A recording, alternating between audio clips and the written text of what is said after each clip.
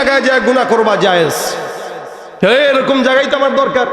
3 জায়গায় গুনাহ করলে জায়েজ যদি হয় তাহলে হুজুর তাড়াতাড়ি বলেন। তো হুজুর ডাক দিয়ে কয় 1 নম্বরে এমন জায়গায় যাও যেখানে কেউ দেখলেও আল্লাহ দেখে না।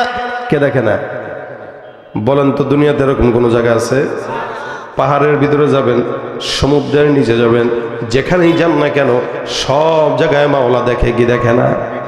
2 নম্বরে এমন কোন জায়গায় যাও যেই জায়গায় দুনিয়ার সব বান্দারা গেলেও আল্লাহর রহমতের ফেরেশতা যেতে পারে না, এমনকি তোমার গুনাহ গাথাও লিখতে পারে না। তুমি গুনাহ করবা, তোমার গুনাহ খাতা লিখবে না, আমলনামা বন্ধ হয়ে থাকবে। যাও গুনাহ করো। বান্দা ডাক দেয়া কয় হুজুর এমন জায়গাও নাই। ওই আল্লাহওয়ালা ডাক দেয়া কয় 3 নম্বর এমন একটা জায়গা যেই জায়গায় গেলে পরে আল্লাহর ফেরেশতা আজরাইল তোমার জান কবজ করার জন্য যেতে পারবে না। তুমি গুনাহ করবা, ওই সময় তোমার মওত হবে না, তুমি গ্যারান্টি যদি পাও তাহলে যাও গুনাহ করো। বান্দা ডাক দেয়া কয় হুজুর এই 3 জায়গা দুনিয়ার কোনো জায়গায় তো দূরের কথা, আসমানেও তো নাই। কয় যদি না থাকে আল্লাহর ওয়াস্তে গুনাহ করার ক্ষেত্রে আল্লাহকে ভয় করো। ইত্তাকুল্লাহ। যাও ঘরে, তোমার ডানে বামে সামনে পিছনে সব জায়গায় লিখে দিবা আল্লাহ দেখে, আল্লাহ দেখে, আল্লাহ দেখে। তো বান্দা চতুর্দিকে যতবার তাকায় তো দেখে আল্লাহ দেখতেছে। গুনাহ করার সুযোগ কই? কেউ না দেখলেও, দরজা বন্ধ থাকলেও তো মালিক দেখতেছে। কি বলেন ঠিক না? এই জন্য ভাইরা আমার, এটা হলো তাকওয়া। নবী বলেন তাকওয়া হাহুনা। তাকওয়া এটা অন্তরের বিষয়, এটা দেখানো যায় না।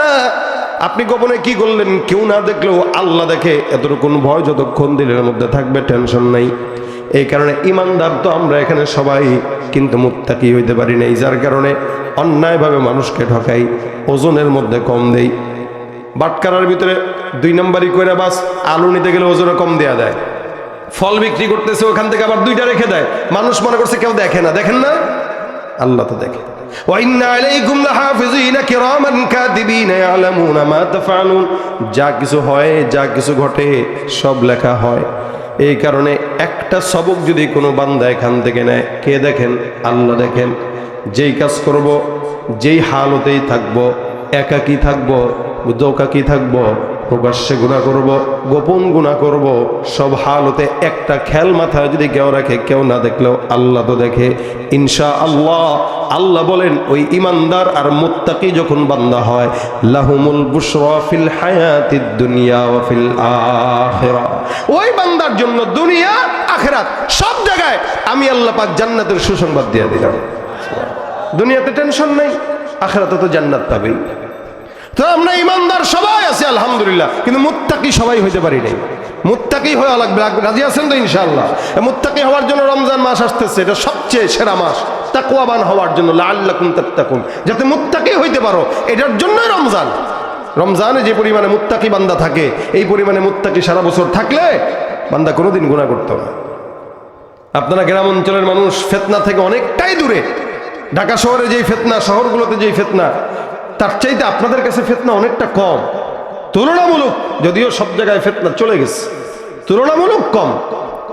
আপনাদের মুত্তাকি হওয়া অনেক আসান। কেউ যদি চায় যে না আমি মুত্তাকি হব, আল্লাহর ভয় কন্টিনিউ আমি আমার হৃদয়ে রাখবো, কারো সঙ্গে কথা বলতে গেলে যেন কষ্ট না পায়, আল্লাহর ভয় রাখবো, প্রত্যেকটা হালতে যদি রাখেন ইনশাআল্লাহ আল্লাহ বরকত দান করবে। রাজি আছি মুত্তাকি হতে ইনশাআল্লাহ? আল্লাহ তৌফিক দান করুক আমাদেরকে। মুত্তাকির খাতায় নাম লেখায় দেখ, বলেন আমিন।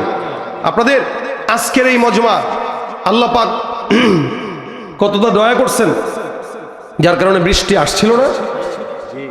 আমরাও ভয় পেয়ে গেছি যে মাহফিল হয় কি হয় না।